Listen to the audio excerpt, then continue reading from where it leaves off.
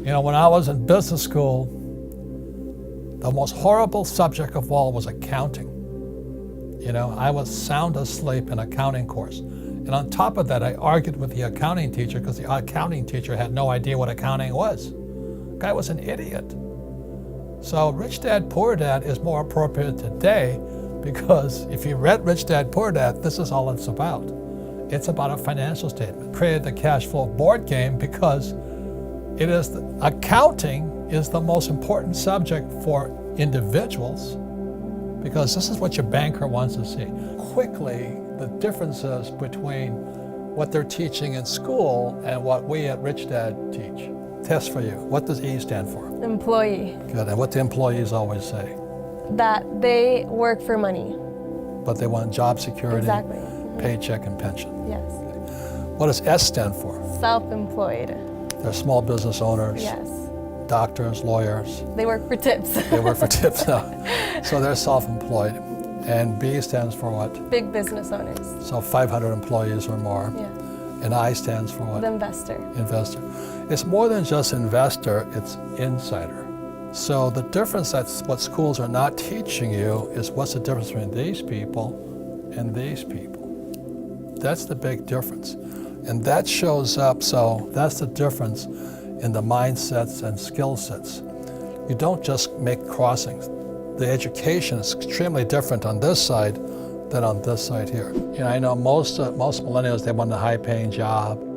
They want to be able to pay the rent and eat and all this stuff. But this started the journey on investing. This started the journey on assets. But I do remember the moment down the road where, just like everybody else, I was focused on the income column. Get a job, get the pay raises. If you're an hourly wage, work more hours or raise your hourly wage. So I was always focused here. And then finally, this is after we'd actually bought some investment properties, the light finally went on, and I'm like, instead of focusing on acquiring income, what if we focus on just acquiring assets, that the assets go into the income column? Like this. So that was a huge shift in my mindset. Working on a new project right now in the asset column. It's going to put a lot of cash flow into the income column because, again, we're focusing on the asset column, not the income column. There's three kinds of money today that you guys got to be aware of. One is God's money, and God's money is gold and silver. This here is real silver, plata. Okay. The reason I call it God's money is you can't fake it.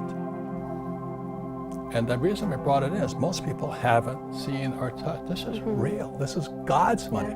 Why did I say it's God's money? Because He was here when the earth was created. Yeah.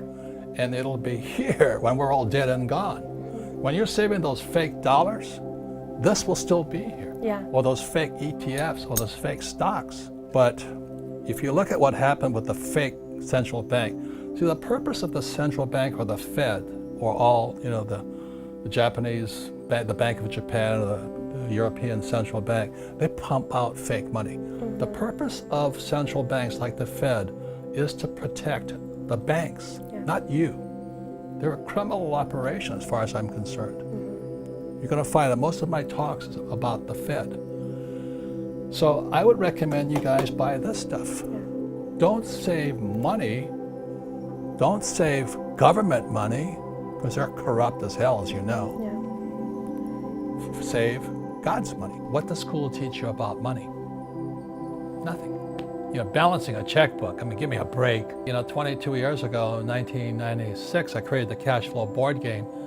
The purpose of this, so people could teach people what our school systems will never teach you. Never. Because they don't know it.